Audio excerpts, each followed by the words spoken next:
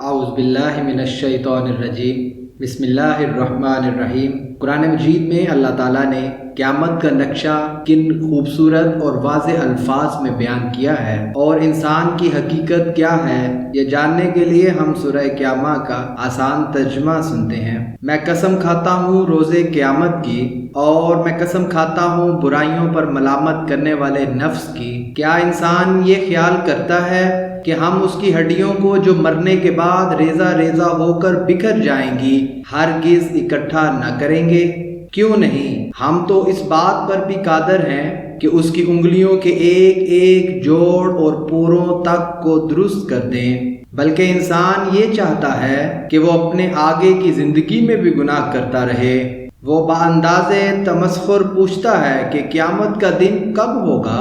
پھر جب آنکھیں چندیا جائیں گی اور چاند اپنی روشنی کھو دے گا اور سورج اور چاند اکٹھے بے نور ہو جائیں گے، اس وقت انسان پکار اٹھے گا کہ بھاگ جانے کا ٹھکانہ کہاں ہے؟ ہرگز نہیں، کوئی جائے پناہ نہیں ہے۔ اس دن آپ کے رب ہی کے پاس قرارگاہ ہوگی۔ اس دن انسان ان اعمال سے خبردار کیا جائے گا جو اس نے آگے بھیجے تھے اور جو اثرات اپنی موت کے بعد پیچھے چھوڑے تھے، بلکہ انسان اپنے احوال نفس پر خود ہی آگاہ ہوگا، اگرچہ وہ اپنے تمام عذر پیش کرے گا۔ اے حبیب، آپ قرآن کو یاد کرنے کی جلدی میں نزول وحی کے ساتھ اپنی زبان کو حرکت نہ دیا کریں، بے شک اسے آپ کے سینہ میں جمع کرنا اور اسے آپ کی زبان سے پڑھانا ہمارا ذمہ ہے۔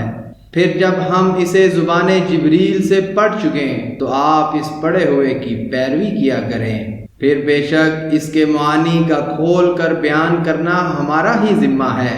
حقیقت یہ ہے اے کفار، تم جلد ملنے والی دنیا کو محبوب رکھتے ہو اور تم آخرت کو چھوڑے ہوئے ہو۔ بہت سے چہرے اس دن شگفتہ و تر و تازہ ہوں گے اور بلا حجاب اپنے رب کے حسن و جمال کو تک رہے ہوں گے، اور کتنے ہی چہرے اس دن بگڑی ہوئی حالت میں مایوس اور سیاہ ہوں گے، یہ گمان کرتے ہوں گے کہ ان کے ساتھ ایسی سختی کی جائے گی جو ان کی کمر توڑ دے گی۔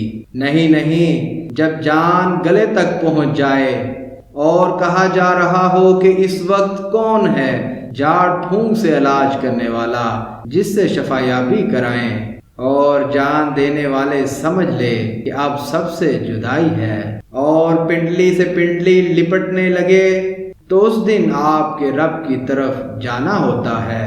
تو کتنی بد نصیبی ہے کہ اس نے نہ رسول اللہ صلی اللہ علیہ وآلہ وسلم کی باتوں کی تصدیق کی، نہ نماز پڑھی، بلکہ وہ جھٹلاتا رہا اور روگردانی کرتا رہا۔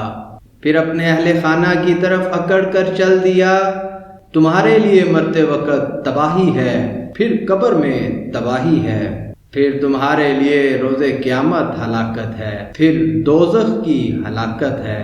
کیا انسان یہ خیال کرتا ہے کہ اسے بیکار بغیر حساب و کتاب کے چھوڑ دیا جائے گا؟ کیا وہ اپنی ابتدا میں منی کا ایک قطرہ نہ تھا جو عورت کے رحم میں ٹپکا دیا جاتا ہے، پھر وہ رحم جال کی طرح جمع ہوا ایک معلق وجود بن گیا، پھر اس نے تمام جسمانی اعضاء کی ابتدائی شکل کو اس وجود میں پیدا فرمایا، پھر اس نے انہیں درست کیا، پھر یہ کہ اس نے اسی نطفہ ہی کے ذریعے دو قسمیں بنائیں، مرد اور عورت۔ تو کیا وہ اس بات پر قادر نہیں کہ مردوں کو پھر سے زندہ کر دے؟ اللہ تعالی ہمیں صراط مستقیم پر چلنے کی توفیق عطا فرمائے۔